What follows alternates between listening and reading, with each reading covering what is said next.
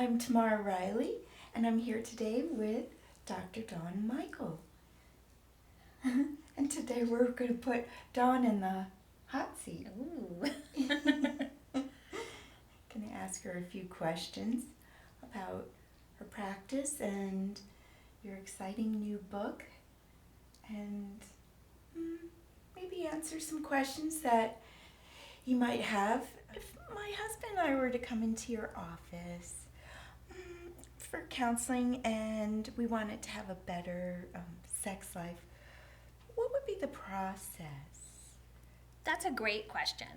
And I think for many of the clients that come in, they're a little bit nervous. Mm-hmm. And when I'm working with couples, I devote 80 minutes to our very first session. The first part of the process is knowing that you're coming into a very safe area. It's non-judgmental, everything's confidential. And so people, when I talk to them, they're really revealing some parts of them that are very secretive. And so it's important that, again, they feel comfortable. So what I do is the clients come in, and I talk to them for a little bit, and then I separate them. And then I go over sex history with each of them. So the first appointment is 80 minutes long because I really want to take the time to get to know the both of them before I give them an individualized program. Now, the program is based on 20 years of working with couples in all different scenarios. And so I put this program together, and I individualize it, but we follow it in a specific way. And so if you and your husband were to come in, I would listen to what your sex history is, what problems you're having, and then I would individualize it for both of you. And then we just go through this process together. Do you have a program or a guidebook for people who can't make it into your office? That's a very good question, because there's a lot of people that either can't make it into my office or they don't have the time to come, for weekly sessions. I do Skype appointments, I do phone appointments, but for those people who really want to just follow the program by themselves, Yes. I created a guidebook. And this guidebook is something that they can order from like Amazon or Barnes & Noble. And they could go through this guidebook themselves and kind of figure out how it works for them. And, I came up with this after working with clients for so many years. I put this together so that I could help them to improve their sex life and their marriage. And there's a whole bunch of different chapters in here. It came from working with clients, and over the years, I noticed that they needed to have, how can I put this? They needed to have more of a guide.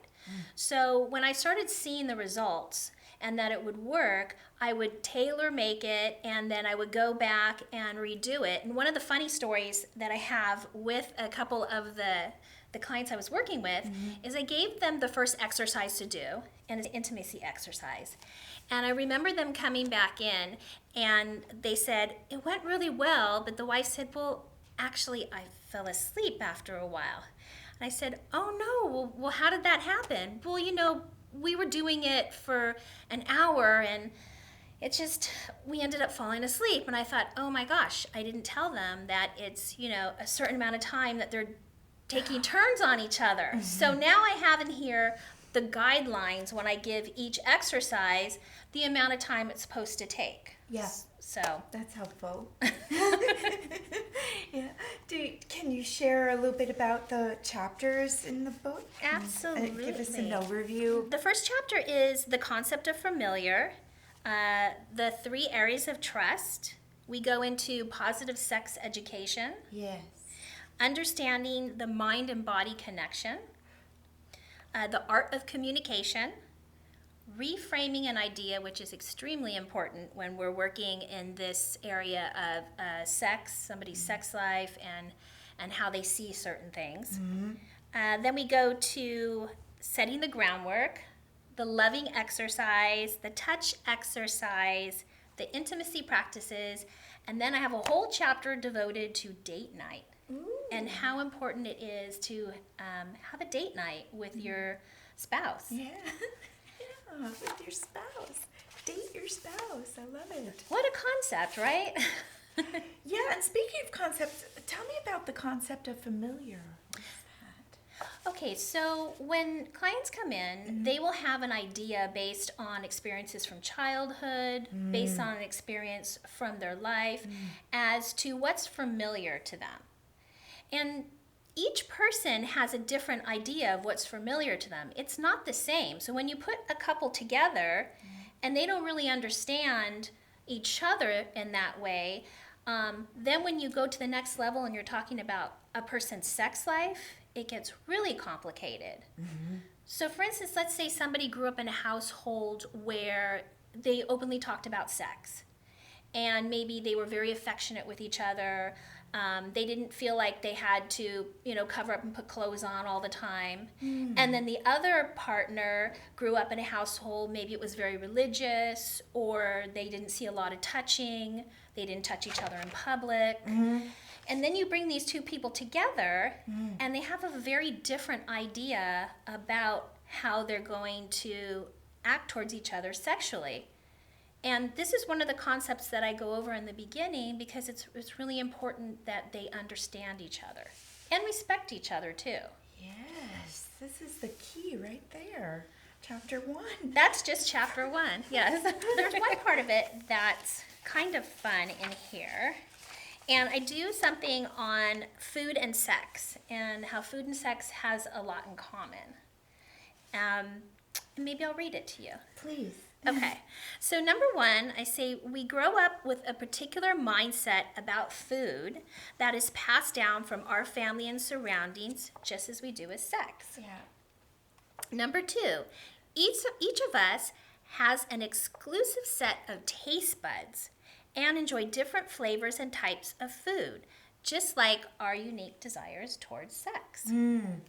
Number 3, food is to be enjoyed and savored at times, and at other times we simply grab something to quell our hunger.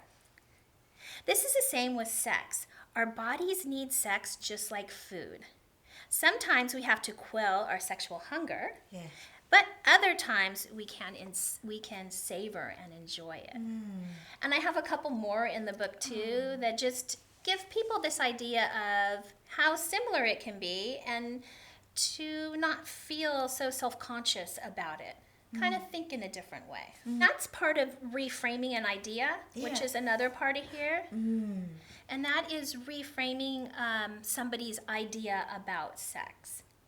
So let's say that I'm asking a couple to do an exercise, and I'm telling them maybe to explore oral sex, and maybe they haven't done it, or they have this idea that there's something wrong with it, that they just don't feel like they can do it. So I'll reframe it and say, okay, have you ever thought that maybe your partner really enjoys that, and they're getting enjoyment from watching you giving them oral sex? And so it's kind of like just giving them another way to look at a sexual experience, and it doesn't have to be something that is pushing their boundaries too far, but opening them up to maybe being a little more open to things. Yes. Oh, I like